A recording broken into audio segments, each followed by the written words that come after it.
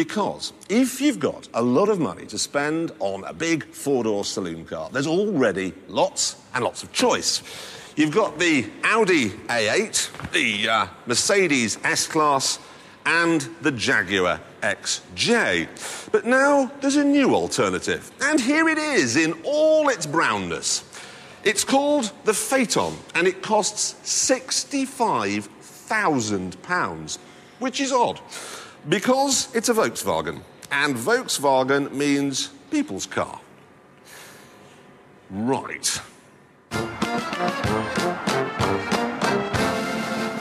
When they found evidence of life on Mars, it was a big deal. But this is bigger. This proves there are traces of humour in the fatherland. This is the first ever recorded example of a German joke. A Volkswagen that costs £65,000. But actually, it isn't funny.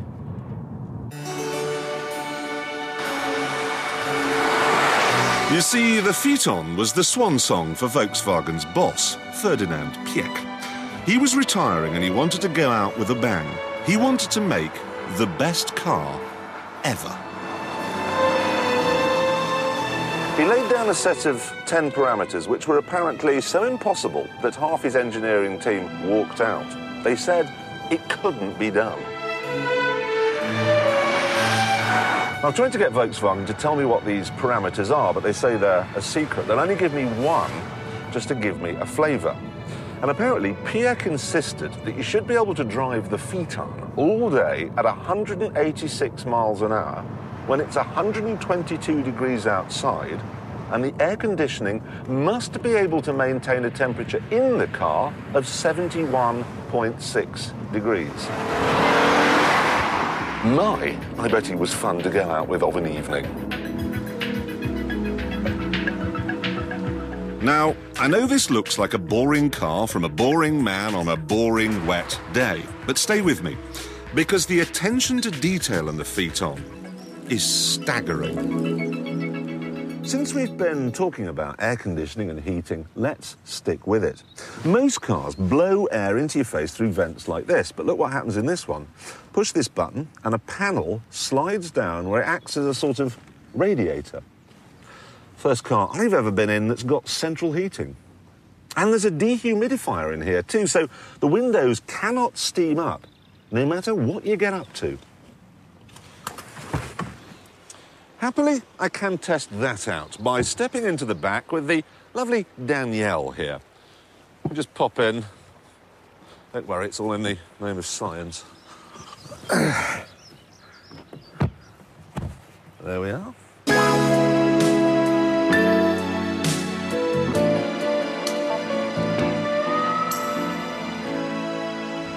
That is extraordinary. We've made ourselves a lovely cup of tea back here. As you can see, the kettle is bubbling away, but we can still see out of the windows. Lovely view. Eee. Isn't it nice? There's more, too. Look at these hinges. No one's ever going to see them, and yet they're so beautifully machined. And round at the front, things get even more German. Normally, when you use the headlamp washers in a car, huge jets of water squirt onto the glass, and for a moment, you can't see where you're going. But look what happens in this. This one fires first of all, and then when it's done, this one fires. So there's always some illumination. And then there's the bonnet. Piëch insisted that it had to stay absolutely flat and level with no vibration right up to 190 miles an hour.